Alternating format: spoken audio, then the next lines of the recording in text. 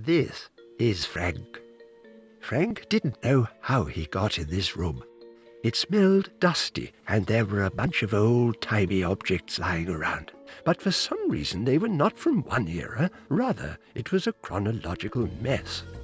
Frank wasn't even sure what year it was anymore, but the word old school wandered through his mind, which didn't help him understand the situation at all, because old school is such a relative term that a movie about aging bananas on a spinning record could be considered old school. It is in fact such a broad term that he may as well be living in the year 2023 as the memory of someone from the year 2050. Frank shook his head. This doesn't make any sense, he thought.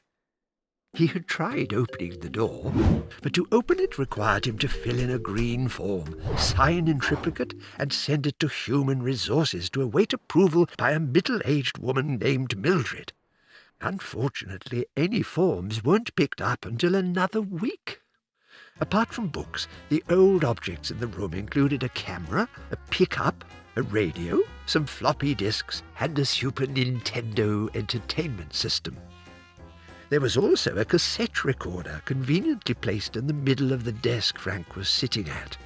According to company regulations, when engaging in observatory action, it required to be dressed in formal working attire. In lack thereof, you're required to sign a red form for wearing casual working attire instead. Unfortunately, Frank did not have this red form, and he couldn't just disregard company policy. So, necktie, check.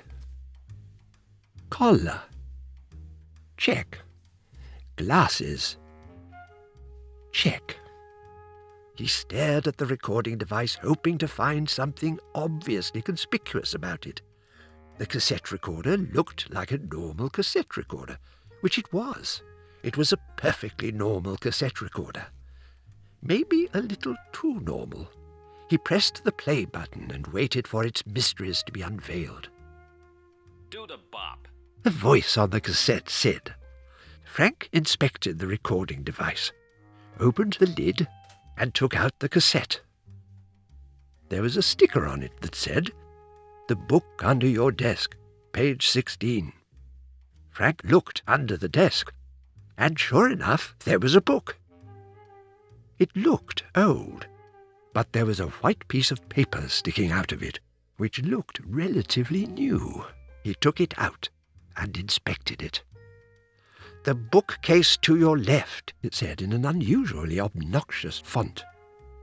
Frank looked to his right, didn't see a bookcase, and then looked to his left, where the bookcase was actually standing. He slowly looked through the shelves for anything eye-catching. He found another cassette in the bookcase, took it out, and read the small sticker on the front. It had the word assignment written on it in big friendly letters. Wait a second, he thought. Assignment. That means work. He wasn't sure if he liked the thought of that. But to advance the story, he placed the tape in the deck and listened. "The cow says, 'I rather like grass.'" Frank wasn't sure what to make of this. He was hoping the messages would lead him out of this room, but instead they just led him to confusion. Then the tape continued. "And nuclear bombs," the voice finished. Frank then noticed the photo of a mushroom cloud on the desk. The back of the picture had the words, "Try a different perspective," written on it. Behind the camera on his desk, he found a small box of hallucinogenic truffles.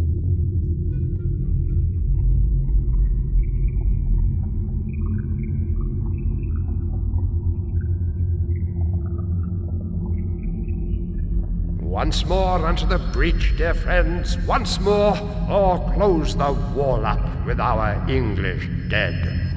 Which is why the whole of reality and everything came to be in the first place.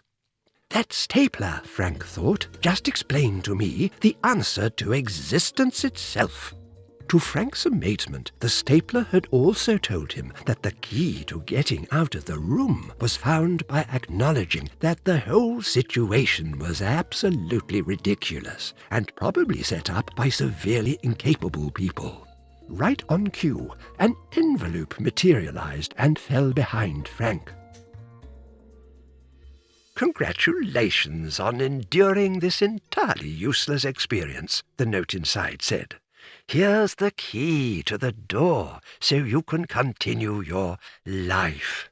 Signed, Deltian College."